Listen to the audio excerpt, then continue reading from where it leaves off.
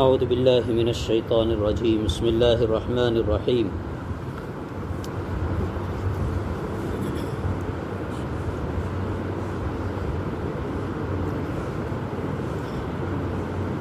یا صاحبی السجن اارباب متفرقون خیر ام اللہ الواحد القہار ما تعبدون من دونه الا اسماء سمیتموها انتم وآباؤکم ما انزل اللہ بها من سلطان ان الحکم الا للہ امر الا تعبدوا الا اياه ذلك الدین القیم ولكن اکثر الناس لا يعلمون۔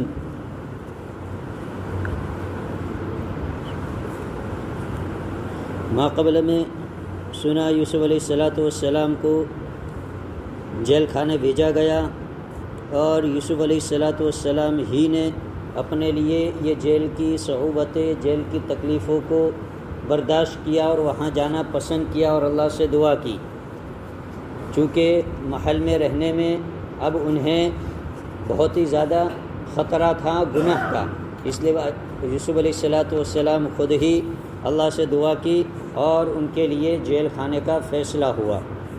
جس وقت جیل خانے پہنچے تو آپ کے ساتھ اور 2 نوجوان بھی جیل خانے میں بھیجے گئے بطور سزا کے۔ وہ کون تھے اس کے متعلق ہم نے ماقبل میں سنا۔ اب جب یوسف علیہ السلام جیل خانے میں پہنچے تو آپ نے وہاں جا کر اپنا دعوتی مشن شروع کر دیا۔ یوسف علیہ السلام نے ہر ایک کے ساتھ اچھائی کا معاملہ، ہر ایک کی خبر گیری کرنا، خیر خواہی کرنا، ہر ایک کی مصیبتیں تکلیفوں کو دور کرنا۔ اس سے معلوم ہوا کہ چونکہ جیل خانہ ایک ایسی چیز ہے کہ وہاں پر جیل خانے کے اندر ہر انسان شریف نہیں ہوا کرتا۔ جیل خانے کے اندر بہت سارے وہ لوگ بھی ہوتے ہیں جو شرابی ہوتے ہیں یا تکلیف کے در پہ ہوتے ہیں، طرح طرح کے گناہ میں ملوث ہوتے ہیں۔ یوسف علیہ السلام کا عمل یہ بتلا رہا ہے کہ جیل خانے میں جانے کے بعد اگرچہ وہاں پر اس طریقے کے لوگ موجود ہوں گے، لیکن وہاں پر ہمیں ان کے ساتھ ان جیسا نہیں بننا بلکہ ان کے ساتھ اچھائی کا معاملہ کرنا ہے۔ بروں کے ساتھ ہمیں برا نہیں بننا بلکہ بروں کے ساتھ اچھائی کا معاملہ کرنا ہے، بروں کے ساتھ اچھائی سے پیش آنا ہے۔ تو ہماری اچھائی کو دیکھ کر برا بھی ہو سکتا ہے، اگر اللہ نے ان کے مقدر میں اچھائی لکھی ہو تو اللہ اسے ہدایت دے دے اور وہ اچھا بن جائے۔ اب اگر ہم ہی بروں کے ساتھ برے بننے جائے تو پھر برے میں اور اچھے میں فرق کیا رہے گا؟ جیسا کہ اللہ کے نبی صلی اللہ علیہ وسلم کے متعلق بھی ہم نے سنا کہ آپ کو گالیاں دینے والوں کو بھی آپ دعائیں دیتے تھے، آپ کے دشمنوں کے ساتھ بھی آپ اچھائی کا معاملہ کرتے تھے۔ یہی تو وجہ ہے کہ آپ نے فتح مکہ کے موقع پر ساروں کو معاف کر دیا، جان کے دشمنوں کو بھی معاف کر دیا تھا۔ تو یوسف علیہ السلام کا عمل یہ بتلا رہا ہے کہ اس طریقے کے موقع پر اور اس طریقے کی جگہوں میں ہم جائیں کہ جہاں پر برے ہی برے لوگ ہو، جہاں پر بری عادتوں والے لوگ ہو، جہاں پر غلط خصلتوں والے لوگ ہو، تو وہاں جا کر ہمیں اپنی اچھائی کو پیش کرنا ہے، جیسا کہ یوسف علیہ السلام نے جیل خانے میں جانے کے بعد پیش کیا، اور لوگ پھر آپ سے محبت کرنے لگے اور لوگ آپ کو اچھا سمجھنے لگے اور لوگوں کے دلوں کے اندر آپ کی ایک وقعت اور عظمت ہو گئی۔ یوسف علیہ السلام کا یہ عمل بتلایا۔ تو یوسف علیہ السلام جیل میں پہنچے، وہاں جا کر انہوں نے دعوتی مشن شروع کیا۔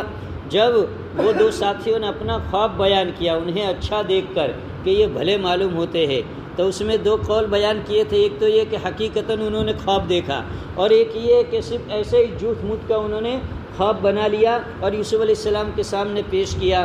یوسف علیہ السلام نے اس وقت ان کو کہا، ماقبل میں بھی ہم نے سنا کہ میں تمہیں اس خواب کی تعبیر بتلاؤں گا، بلکہ ایک تفسیر، ایک قول یہ ہے کہ تمہارا کھانا کب آئے گا، کھانے میں کیا آئے گا، کتنا آئے گا، یہ بھی میں تمہیں بتا دوں گا۔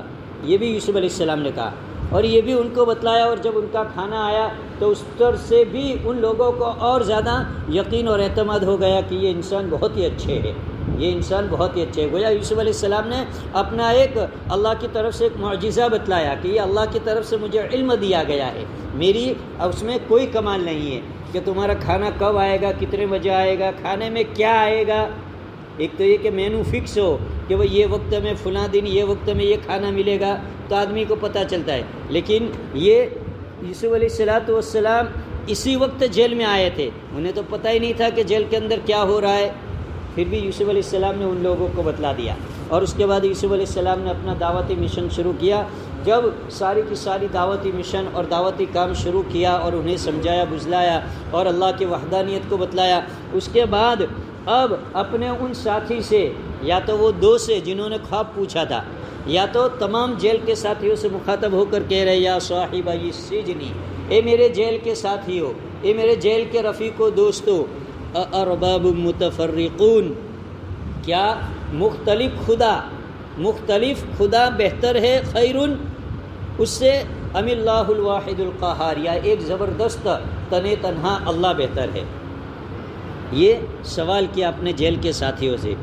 اور پھر آگے یوسف علیہ السلام کہہ رہے, چونکہ اپنی برات یوسف علیہ السلام نے اپنا معاملہ پہلے بیان کر دیا تھا کہ میں ایک اللہ کو ماننے والا ہوں, اللہ کے علاوہ کسی کی عبادت میں نہیں کرتا, اور میں چونکہ نبیوں کے خاندان میں سے ہوں اس لیے میرے باپ اور دادا اور پردادا یہ بھی کیا ایک اللہ کو ماننے والے تھے, یعقوب, اسحاق, ابراہیم, یہ ایک اللہ کو ماننے والے تھے, ایک اللہ کو چھوڑ کر کسی کی عبادت نہیں کرتے تھے. تو آگے کہہ رہے ما تعبدون من دونہ الا اسماء سمیتموها انتم وآباؤکم, تم عبادت نہیں کرتے ہو مگر چند ناموں کی جو تم نے گھر لیے ہیں, جو تم نے نکی کر لیے ہیں.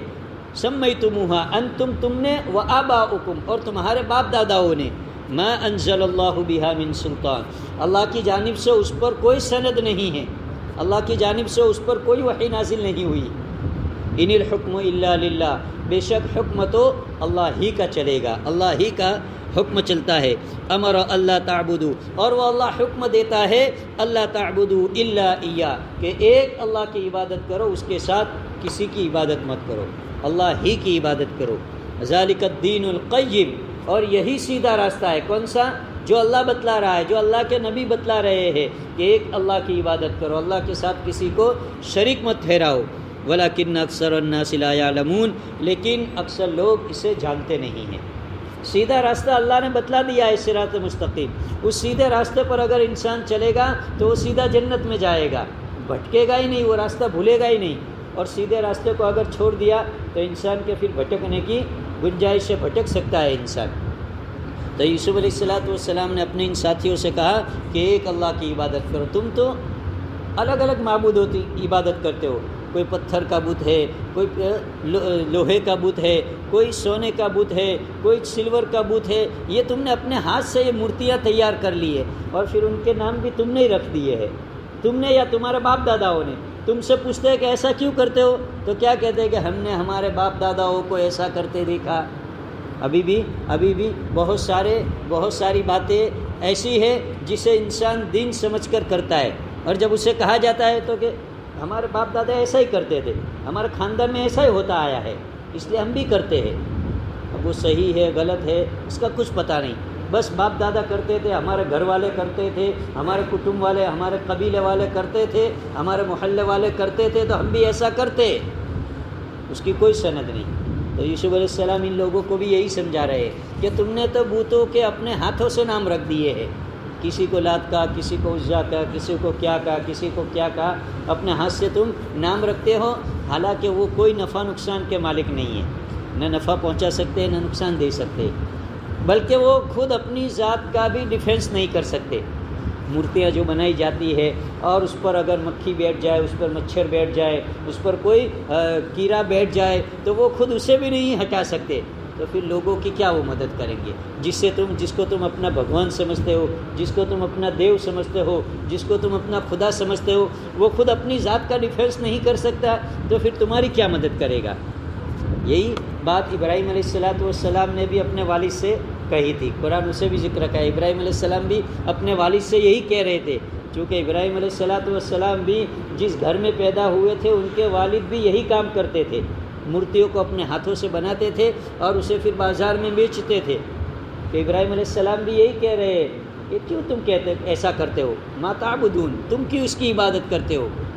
تم دیکھ رہے ہو کہ لا یسمع ولا یبصر ولا یغنی عنک شیئا، کہ یہ نہ سنتے ہیں، نہ دیکھتے ہیں، نہ کسی چیز سے نفع نقصان پہنچا سکتے ہیں، پھر تم اس کی کیوں عبادت کرتے ہو؟ یہ تو تم اپنے ہاتھوں سے بناتے ہو، پتھروں کی مورتیاں یہ تو ان لوگوں کو بھی یوسف علیہ السلام یہی سمجھا رہے ہیں کہ یہ تو تم اپنے ہاتھوں سے، اب یہ اچھے ہے یا ایک خدا جو سب کچھ کر سکتا ہے، سب کچھ کر سکتا ہے، زبردست طاقت و قدرت کا مالک ہے۔ اسی لیے کہا گیا کہ اللہ کو اللہ کی ذات کے اعتبار سے بھی ایک ماننا، کہ رب اللہ ایک ہی ہے، اور اس کی صفات کے اعتبار سے بھی ایک ماننا کہ اس جیسی صفات کسی میں نہیں ہے، اس جیسی صفات کسی میں نہیں ہے۔ اللہ مالک ہے، اللہ رب ہے، وہیں اللہ روزی بھی دیتا ہے، اللہ بیمار بھی کرتا ہے، اللہ اس سے شفا یابی بھی دیتا ہے، اللہ حالات بھی ڈالتا ہے۔ یہ ساری کی ساری صفاتیں ہیں جو اللہ ہی کے لیے ہے، انسان کے لیے نہیں ہے۔ انسان کو تو صرف اسباب اختیار کرنے کو کہا ہے، مسبب الاسباب تو اللہ ہی کی ذات ہے۔ اسی لیے فرمایا کہ اللہ کی ذات اور اللہ کی صفات میں اللہ کو ایک سمجھنا۔ سجدہ کس کے لیے کیا جائے گا؟ فرمایا اللہ کے لیے کیا جائے گا، اللہ ہی کے آگے اپنے سر کو جھکایا جائے گا، اس کے علاوہ کسی کے سامنے اپنے سر کو نہیں جھکایا جائے گا، ورنہ یہ شرک ہو جائے گا، ورنہ یہ شرک ہو جائے گا، اور شرک اللہ معاف نہیں کرے گا۔ اللہ چاہے تو سارے گناہ معاف کر دے گا، اللہ چاہے تو، لیکن شرک کے بارے میں اللہ نے فرمایا ہے کہ ان اللہ لا یشرک ان یغفر بہ ویشرک ما دون ذلک لمن یشاء۔ شرک کے علاوہ اللہ جو بھی گناہ چاہے گا معاف کر دے گا۔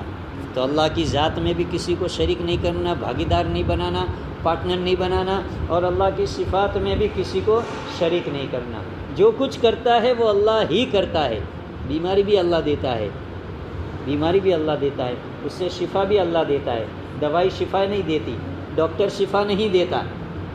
بیمار کوئی کھانے کی چیز یا کوئی چیزیں ہمیں بیمار نہیں کرتی، بلکہ اللہ کا حکم ہوتا ہے تو ہم بیمار ہو جاتے ہیں۔ بلکہ ہمارے بعض مرتبہ اللہ حفاظت فرمائے، چونکہ ہمارا ایمان اتنا پختہ نہیں ہے، ہمارا ایمان بھی کمزور ہے، ہمارے اعمال بھی ایسے ہیں، اس لیے اللہ ہماری ایسی چھوٹی باتوں پر پکڑ نہیں کرتا، ورنہ جس کا ایمان جتنا مضبوط ہوتا ہے اور جس کا تعلق اللہ سے جتنا پاورفل ہوتا ہے، جتنا کنیکشن بہت ہی مضبوط ہوتا ہے، اللہ ان کی چھوٹی چھوٹی باتوں پر بھی پکڑ کر لیتا ہے۔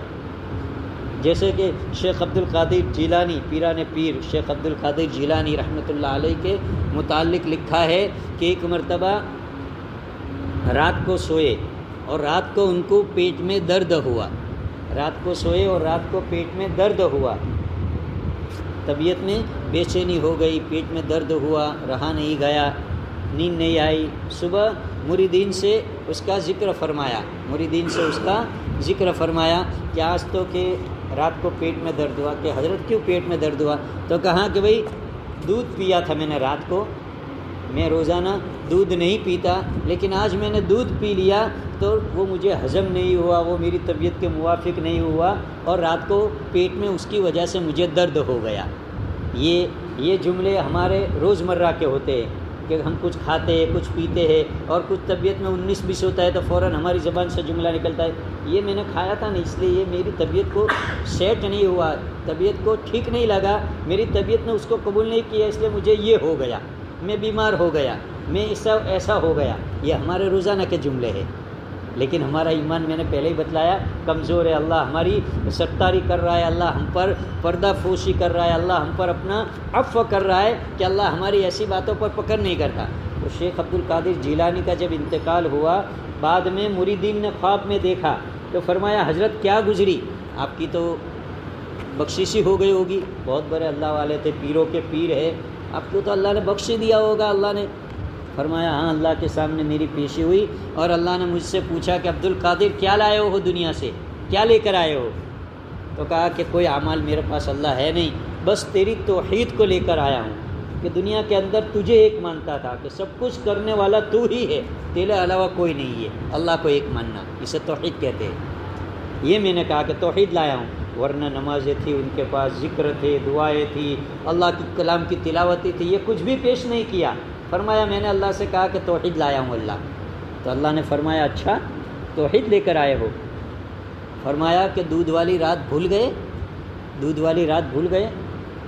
یا اللہ دودھ والی رات سمجھا نہیں میں، کہ ایک رات تم نے دودھ پیا تھا اور دودھ پی کر سو گئے اور رات کو تمہارے پیٹ میں درد ہوا تھا اور تم نے پھر اپنے مریدین سے کہا تھا کہ رات کو دودھ پیا اور میرے پیٹ میں درد ہو گیا، تو دودھ میں یہ طاقت تھی کہ تمہارے پیٹ میں درد کرے یا ہماری طاقت ہے؟ تم کہہ رہے ہو کہ توحید لے کر آیا ہوں، سب کچھ اللہ ہی کرتا ہے، تم تو کہہ رہے ہو کہ دودھ کی وجہ سے ہوا۔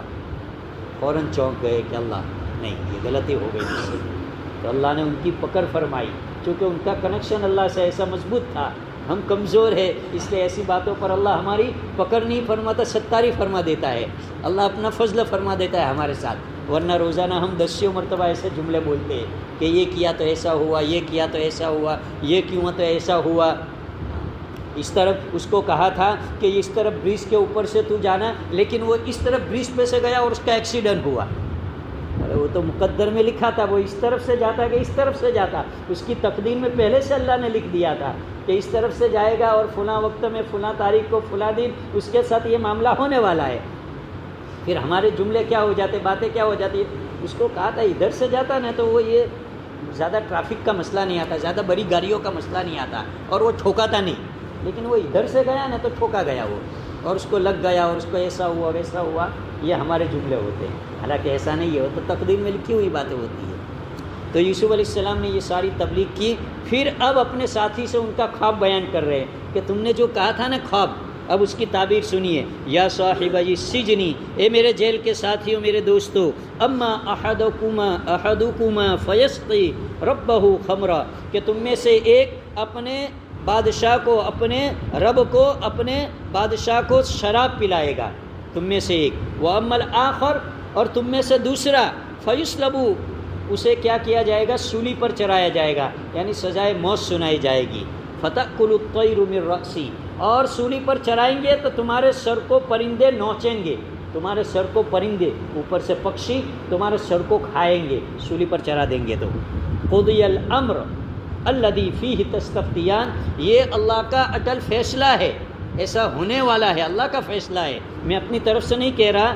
فیہ تستفتیان، جس کے بارے میں تم سوال کر رہے تھے، جس کے بارے میں تم نے مجھ سے پوچھا تھا، یہ یوسف علیہ السلام نے ان کو خواب کی تعبیر بتلائی۔ اب یہاں پر یہ بھی ایک پیغمبرانہ شان دیکھیے کہ یوسف علیہ السلام کو معلوم تھا کہ ان دونوں میں سے جس نے بادشاہ کے کھانے میں زہر ملایا تھا اسے سولی پر چڑھایا جائے گا، اسے سزائے موت ہونے والی ہے، اور جس نے شراب جو پلاتا تھا بادشاہ کو، شراب میں زہر نہیں ملایا تھا، اس کا چھٹکارا ہوگا اور بادشاہ اسے واپس اپنے نوکری پر اسے لے لینے والا ہے اپنی خدمت کے لیے۔ یہ یوسف علیہ السلام کو معلوم تھا، لیکن یہاں پر یوسف علیہ السلام نے ان دونوں ساتھی کو فکس نہیں کہا کہ تو نے ایسا کام کیا تھا، اس سے تجھے سولی ہونے والی ہے، تیری سزائے موت ہے تجھے، اور تو چھوٹ گیا، تجھے واپس بادشاہ اپنی وہاں نوکری پر لے لے گا، کام پر لے لے گا۔ کیوں؟ اس لیے کہ یوسف علیہ السلام نے مصیبت تو ان پر آنے والی ہے، فکس ہے، لیکن آنے والی مصیبت کو ابھی سے ان پر ایک تکلیف ڈالنا یوسف علیہ السلام نہیں چاہتے تھے کہ ابھی سے اسے کہہ دیا جاتا تو بیچارہ ٹینشن میں آ جاتا وہ۔ اب یہ تو کہا مطلق کہا کہ ایک کو سولی ہوگی اور ایک کو بادشاہ واپس لے لے گا، تو اب دونوں کنفیوز تھے کہ کون ہوگا، دونوں میں سے کسی کو یقین نہیں تھا کہ میں ہوں گا۔ اور اگر یوسف علیہ السلام یقین کے ساتھ کہہ دیتے کہ بھئی تو نے کھانے میں زہر ملایا تھا، تیرے لیے سزائے موت ہے، پرندے تیرے سر کو نوچیں گے، تجھے سولی پر چڑھایا جائے گا، اور تو نے بادشاہ کے شراب میں زہر نہیں ملایا تھا، اس لیے تجھے چھوڑ دیا جائے گا اور واپس تجھے نوکری پر لے لیا جائے گا۔ اس سے یہ بھی معلوم ہوا کہ اگر ہمیں کسی کی مصیبت کے متعلق فی الفور معلوم بھی ہو تو اسے یک دم سے جتنا ہو سکے اتنا اسے کم کر کے بتلایا جانا چاہیے، ایک دم سے بڑھا چڑھا کر نہیں کہ تھوڑی سی گرا اور تھوڑی سی اسے چوٹ لگی کہ اس کے ہاتھ میں تھوڑی سی خراش آئی ہے، تھوڑی سا چھلا گیا اس کا ہاتھ، اور اس کو بڑھا چڑھا کر محلے میں آ کر نہیں کہنا کہ ٹاٹیے باٹیے اس کے ٹوٹ گئے، ایسا لگتا ہے کہ ٹاٹیے ٹوٹ گئے، اس کے ہاتھ فریکچر ہو گیا اس کا، ایسا نہیں کہنا چاہیے، اسے کم کرنا چاہیے کہ بس ایسا معلوم ہوتا ہے کہ تھوڑا سا کچھ ہلکا پھلکا کچھ لگا ہے، زیادہ تکلیف کی بات نہیں ہے، تو سامنے والے کو اطمینان ہو جائے، سامنے والا گھبرائے نہیں، سامنے والا زیادہ مصیبت میں نہ آ جائے۔ یہ یوسف علیہ السلام کے اس قول سے اور اس حکم سے، اس عمل سے ہمیں پتہ چلتا ہے۔ آگے کہہ رہے وقال للذی ظن انہ ناجم، انشاءاللہ اس کو آئندہ کل سنیں گے۔ زکوٰۃ کے متعلق ایک مسئلہ بتلایا تھا کہ بھئی صاحب نصاب کو زکوٰۃ دینی چاہیے۔